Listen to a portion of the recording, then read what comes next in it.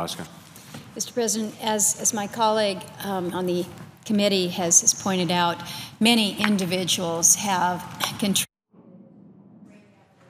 and very positive contributions towards where we are today with this energy bill.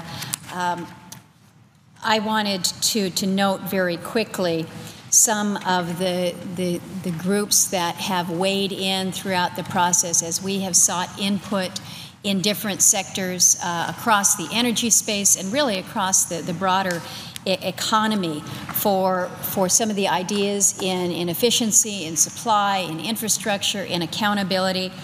And when you look at the list of those organizations from around the country in different areas, it's about, I've got a 7-page list, single space, very small type in terms of those that have weighed in support of the measure that we have in front of us today.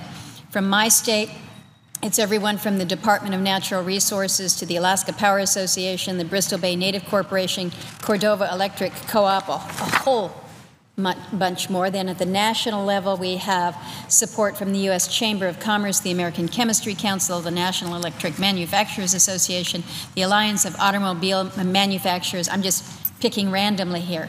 We have support from labor groups, from North America's Building Trades Union, the United Auto Workers, United Brotherhood of Carpenters, who've all weighed in for supports for ideas that are included.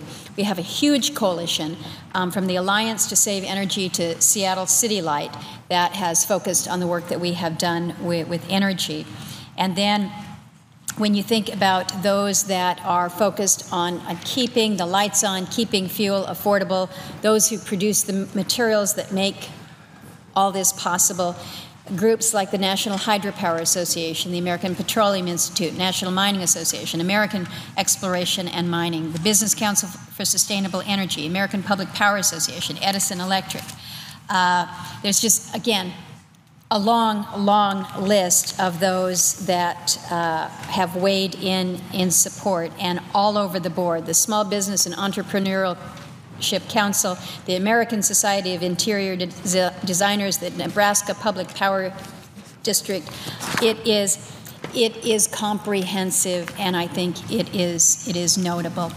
And I think it's, in fairness, not all in these groups agree with all aspects of the bill that we have in front of us. And those that support our work to streamline LNG exports might not necessarily be supportive of what we're trying to do to clean up the U.S. code. But I think it's fair to say that to craft a bill that 100% of everybody likes it is not only unusual, it's just not going to happen.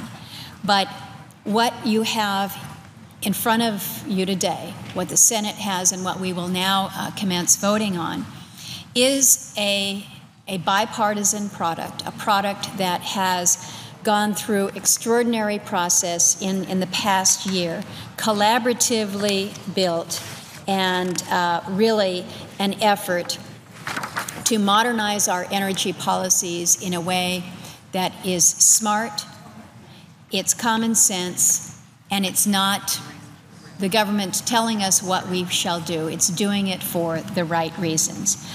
And with that, Mr. President, we have come to the end of our 2 hours of debate. And so we will commence with our series of roll call votes that have previously been agreed to. And at this time, I would call up my amendment number 3234. Clerk will report. The senator from Alaska, Ms. Murkowski, for herself and Ms. Cantwell, proposes an amendment number 3234 as modified to amendment number 2953. Mr. President, I would now ask unanimous consent that there be 2 minutes of debate equally divided prior to each vote in this series. Without objection. Thank you, Mr. President. The amendment that I have called up is an amendment that Senator Cantwell and I have been working on. It It is what we are dubbing our natural resources title. There are 30 different provisions, 15 from the Republican side, 15 from the Democrat side. Nearly all of them have been reported from the committee. They've got strong bipartisan support.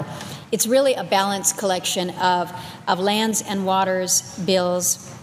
We have included the Sportsman's Bill, which we've heard talk of here on the floor, as it was reported from the committee, with some additional provisions that came out of the Environment and Public Works Committee. It includes our open unless closed provisions to make sure that our public lands and our national forests are accessible for hunting and fishing and recreational shooting. We've got several land transactions involving the land management agencies, including some conveyances to correct federal survey errors and to adjust boundaries. We have provisions to get more renewable hydropower online and keep existing projects operating in at least 5 different states. We also protect some treasured landscapes and rivers. We reroute a National Scenic Trail, reauthorize the National Park Service to study 3 sites to determine their national significance. So again, a broad package, a package that is balanced, and a package that just continues to add to the good in the overall energy bill.